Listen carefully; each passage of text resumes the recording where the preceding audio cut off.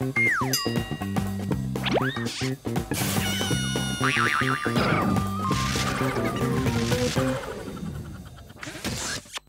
Me Sangram Khopde. The फोकनार show मध्ये तुमचं स्वागत.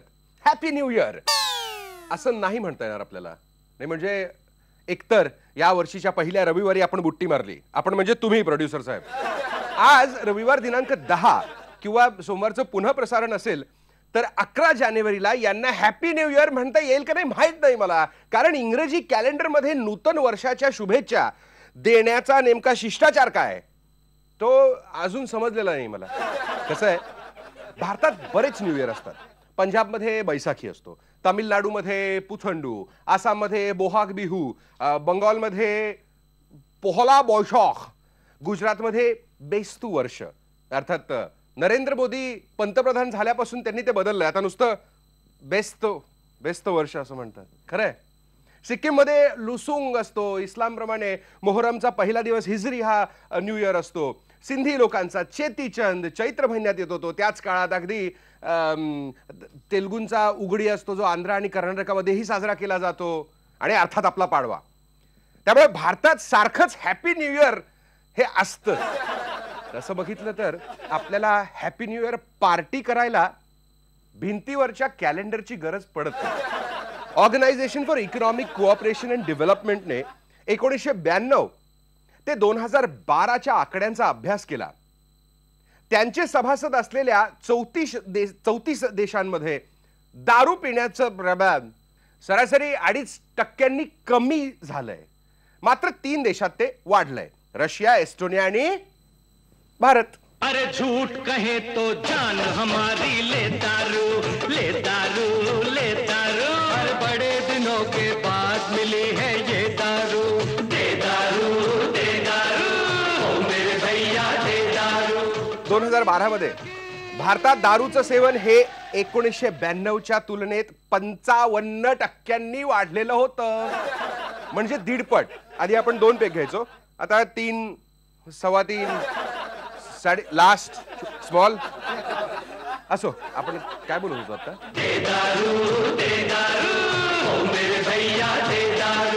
माझं नेहमी ना पहिल्या टेक नंतर असं, आपलं पहिल्या टेक नंतर ऍक्शन म्हटल्यावर आपण करायचं नाही जमलं की रिटेक.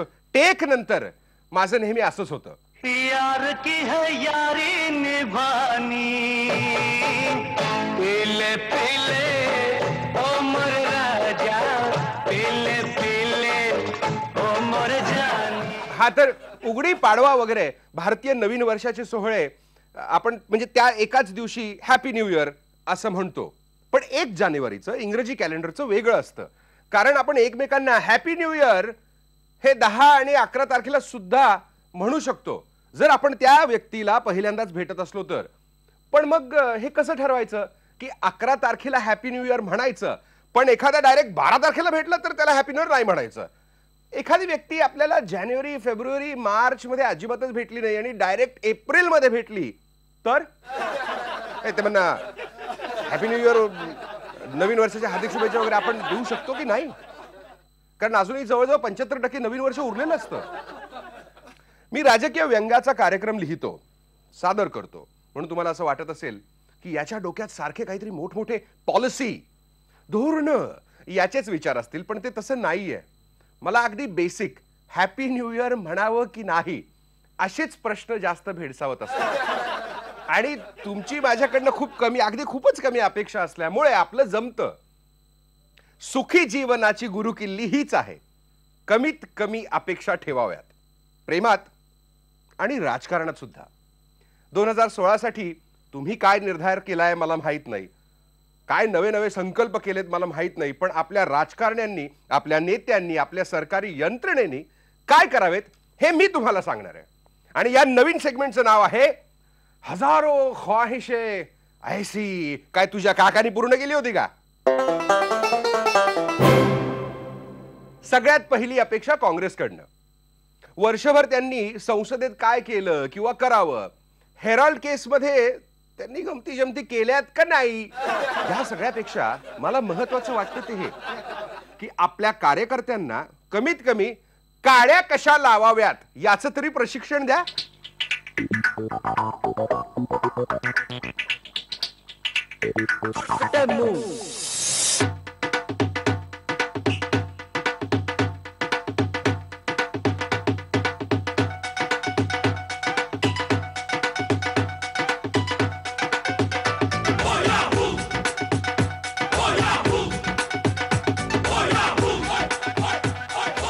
मोठ्या अपेक्षा नाही येतो तुमच्याकडनं. माझ्या कॉलनीतल्या लहान मुलांना मी जे सांगतो तेच तुम्हाला सांगतोय. खेळा पण सांभाळून, कोणाला इजा होईल असं काही करू नका. अरे पोरांनो, सारखे तुमचे पंजे पोळलेले सोलपटलेले कसे असतात? नीट खेळा बघू जरा. 2016 मध्ये भाजपचे संकल्प, विधानसभेचं हिवाळी अधिवेशन संपलं, पण मंत्रिमंडळाचा विस्तार काही झाला नाही. अहो, गेल्या 9-10 महिन्यात राणी मुखर्जी प्रेग्नंट होऊन तिची डिलिव्हरी सुद्धा झाली. हो, आदित्य चोप्रा आणि तिला मुलगी झाली. फार मोठी न्यूज होती ती. सगळ्या चॅनलवर दाखवली. छोटी सी प्यारी सी नन्ही सी आई कोई परी, भोली सी न्यारी सी अच्छी सी आई कोई परी. पण आमच्या महाराष्ट्राच्या मंत्रिमंडळाचा विस्तार काही झाला नाही बाबा. जेव्हा राजकारणी स्वतःलाच दिलेल्या वचनाचं पालन करू शकत नाहीत, ते लोकांना दिलेल्या वचनाचं काय डोंगल्याचं पालन करणार आहेत ते असं तुम्हाला वाटत असेल. पण मी मात्र अशी टीका करत नाहीये, उलट चांगलंच आहे. मला वाटतं शाहू महाराजांनंतर पहिल्यांदाच सत्ताधारी आणि आम आदमी या दोघांनाही एकसारखं वागवलं जातंय. खरं तर मंत्रिमंडळाचा अजिबातच विस्तार झाला नाही असं नाही बरं का. कारण तुम्ही जर मुख्यमंत्री देवेंद्र फडणवीस यांच्याकडे बघितलं तर त्यांचा विस्तार बऱ्यापैकी झाल्यासारखं वाटतोय.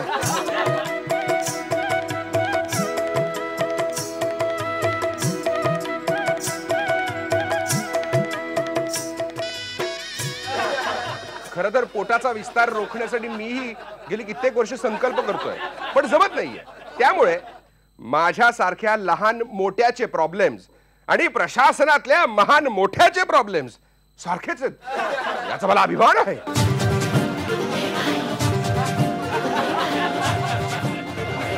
तो मॉर्फ केलाय ते माझं पोट नाहीये. खरं एखाद्याच्या शारीरिक ठेवणीवरनं विनोद करू नये, पण मुख्यमंत्री हा सगळ्या तरुणांसाठी सगळ्याच बाबतीत आदर्श असायला हवा. आणि लठ्ठपणा, मधुमेह यानं ग्रासलेल्या महाराष्ट्राच्या जनतेसाठी फिजिकली सुद्धा, असं म्हणून मी माझी सफाई देत नाहीये. कोण कसं दिसतंय याच्याशी आपलं काही घेणं देणं नाहीये. असतं तर माझंच पोट एवढं कशाला वाढू दिलं असतं मी. पण मुख्यमंत्र्यांची जर तुम्ही बॅनर, होर्डिंग, पोस्टर, झालंच तर पेपरमधल्या आणि टीव्हीवरच्या काही जाहिरातीमधले फोटो बघितले तर जरा गोंधळच होतोय.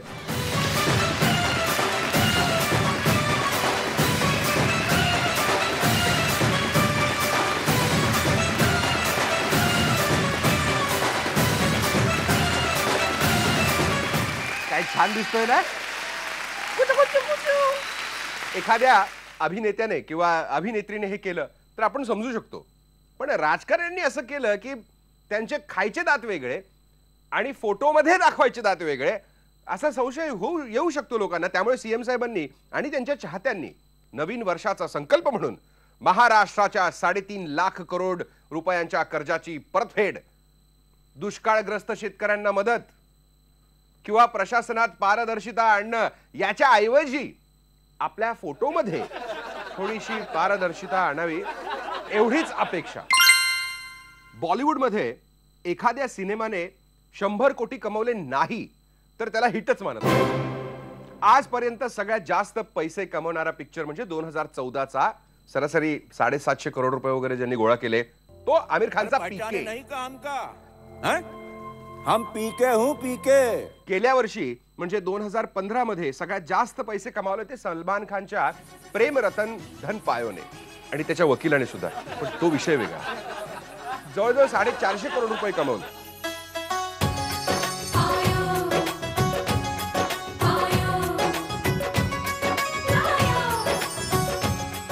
हॉलिवूड आपल्या किती पुढे आहे याची कल्पना तुम्हाला नसेल. अगदी आत्ता परवा रिलीज झालेला star Wars the force awakens या सिनेमाने तब्बल 7,250 करोड रुपये कमवले.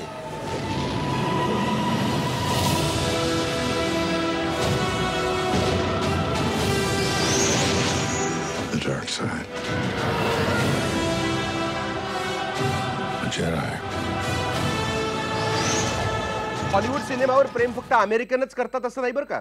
लंडनच्या लोकल ट्रेनमध्ये चक्क अशी मिश्किल वॉर्निंग लिहिली होती की जे लोक विना तिकीट प्रवास करतील त्यांना पकडलं जाईल, त्यांना स्टार वॉर्स या सिनेमात शेवटी काय होतं हे सांगितलं जाईल. हा किस्सा खूप गाजला कारण एकंदरीतच या पिक्चरमध्ये पुढे काय होणार आहे याची सगळ्यांनाच उत्सुकता होती. भारतात नाही असं करता यायचं ना आपल्याला. एक वेळ मराठी सिनेमासाठी करता येईल आपल्याला, कारण आपला सिनेमा मराठी तसा बॉलिवूडच्या 20-25 वर्ष पुढे आहे. पण मुळातच मराठी माणूस ट्रेन मध्ये विना तिकीट प्रवास करत असेल याच्यावर माझा विश्वास बसत नाही. कारण मला तर तिकीट काढलेलं असलं तरी भीती वाटते. पडलं तर, हरवलं तर. सीट नंबर आणि तारीख मी दर 15 मिनिटांनी चेक करत असतो आणि टीसी बोगी मध्ये चढला की लांबण्यात मी तिकीट वर करूनच उभा राहतो. आहे माझ्याकडे आजच आहे. बॉलिवूडमध्ये याचा उपयोग होणार नाही कारण आपल्या पिक्चर मध्ये शेवटी काय होणार आहे हे आपल्याला आधीच माहिती असतं. अगदी शेमड्या पोराला सुद्धा सलमान खान येईल, थोडासा नाचल्यासारखं करेल, हिरोईनची छेड काढेल, ती आधी चिडेल आणि मग एका गाण्यात पटेल. मध्यंतरानंतर विलन आणि सलमान डिशुम डिशुम करतील, सलमान विलनला मारेल आणि पिक्चर संपला. 100 कोटी खिशात. सलमान खानच्या फॅन्सला त्याच्या पिक्चरच्या शेवटी काय होणार याच्यापेक्षा गाडी कोण चालवत होतं हा मोठा सस्पेन्स होता.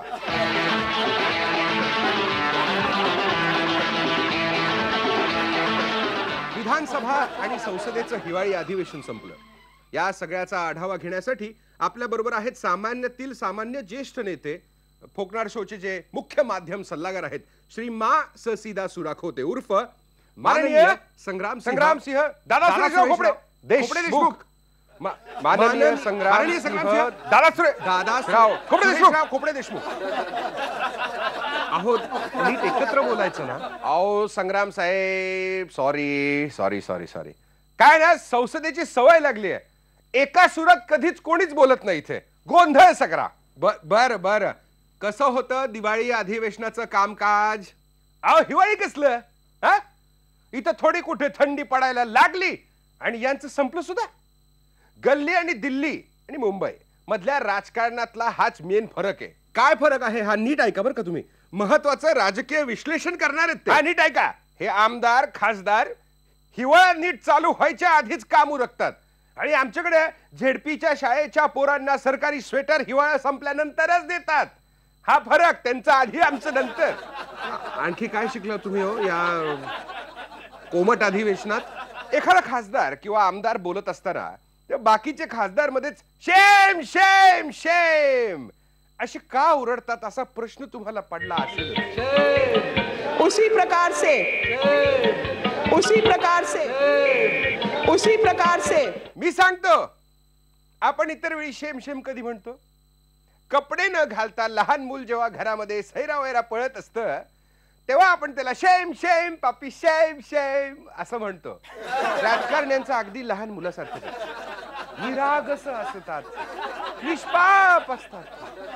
म्हणजे नसलं तरी तसं त्यांना दाखवायला लागतं.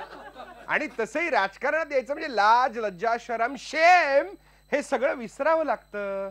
अहो काय बोलताय तुम्ही? कुणावरही टीका झाली तर त्या टीकेशी आपण सहमत आहोत असं त्यांना दर्शवायचं असतं. शेम शेम असं म्हणून. असेल पण त्याच बरोबर तुम्ही एकटे नाही. विरोधी पक्षाचे असलो तरी आम्ही तुमच्या बरोबर आहोत कारण आमचं आणि तुमचं शेम टू शेम आहे हा असं म्हणायचं असतं त्यांना. राजकारण म्हणजे राजकारण असतं. तुमचं आणि आमचं शेम असतं. वाह वाह क्या बात. जाहिराती लावा, ब्रेक घ्या, नाहीतर हा प्राणी असाच बडबडत बसेल आणि पब्लिक आपल्यालाच म्हणेल शेम शेम. मिलते हैं ब्रेक के बाद.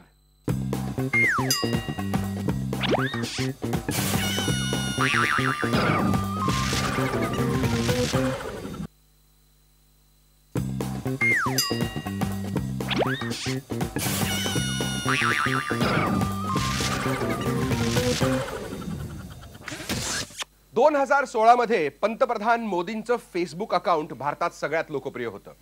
ट्विटरवर मात्र बच्चन साहेब आणि शाहरुख या दोघांनंतर मोदींचा तिसरा नंबर येतो. हे साहजिकच आहे. नाही ट्विटरवर जास्त चाहते असणं म्हणजे काही बच्चन साहेब आणि शाहरुख खान हे मोदींपेक्षा लोकांना जास्त प्रिय आहेत असं मी म्हणत नाहीये. काय ना, माध्यमाचा दोष येतो.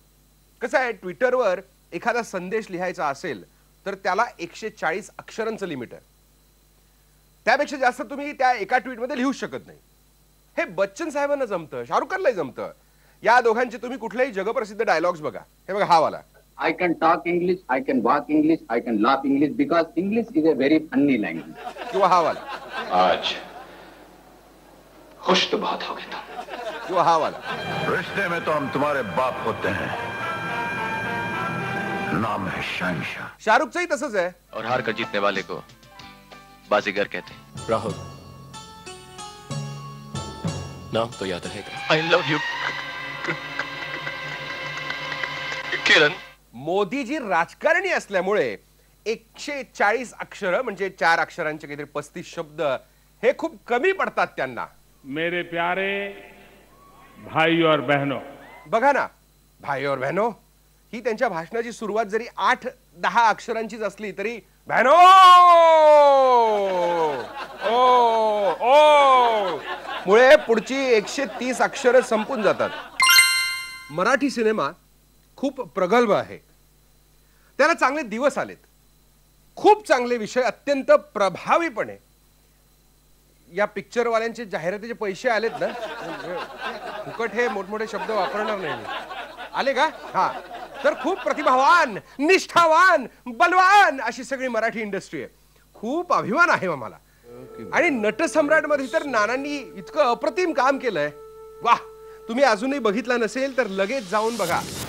म्हणजे माझा शो संपल्यानंतर निघाले सगळे करून. कोणी घर देतं का?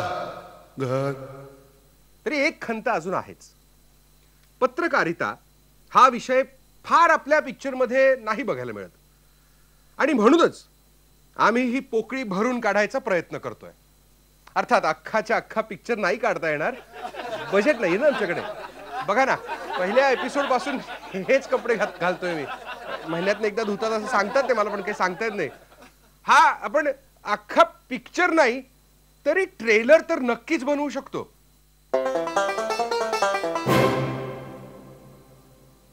2016 मध्ये आम्ही नेत्याच्या ऐवजी अभिनेत्या बनायचं ठरवलंय. बॉलिवूड ते राज्यसभा हा प्रवास कार्यकर्ता ते झेडपी पेक्षा खूप सोपा असतो असं आम्हाला कळून चुकलंय. ऐका डायलॉग आता न्यूज सम्राटचा. आमचे संपादक आम्हाला सारखे काढून टाकीन अशी भीती दाखवतात. त्यामुळे आमच्या पुढचा खरा प्रश्न म्हणजे टू भी और नॉट टू भी, दॅट इज द क्वेश्चन. पत्रकारितेत जगावं की पुस्तक लिहून मरावं हा एकच सवाल आहे. कोणी घर देतं का?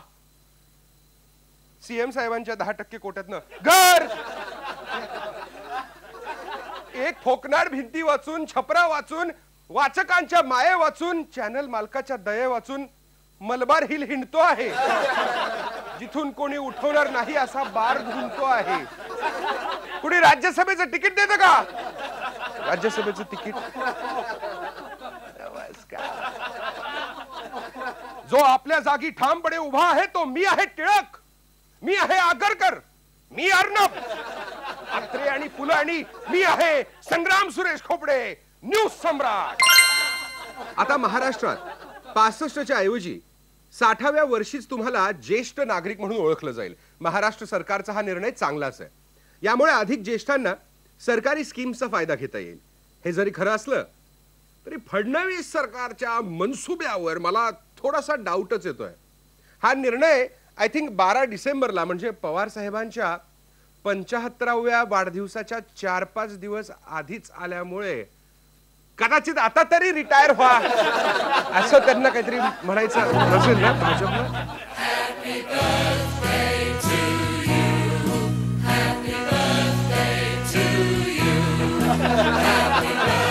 भेटू पुन्हा पुढच्या आठवड्यात द फोकनार शो मध्ये. मी संग्राम खोपडे. पहा फक्त IBN लोकमत, महाराष्ट्राचं महाचॅनल.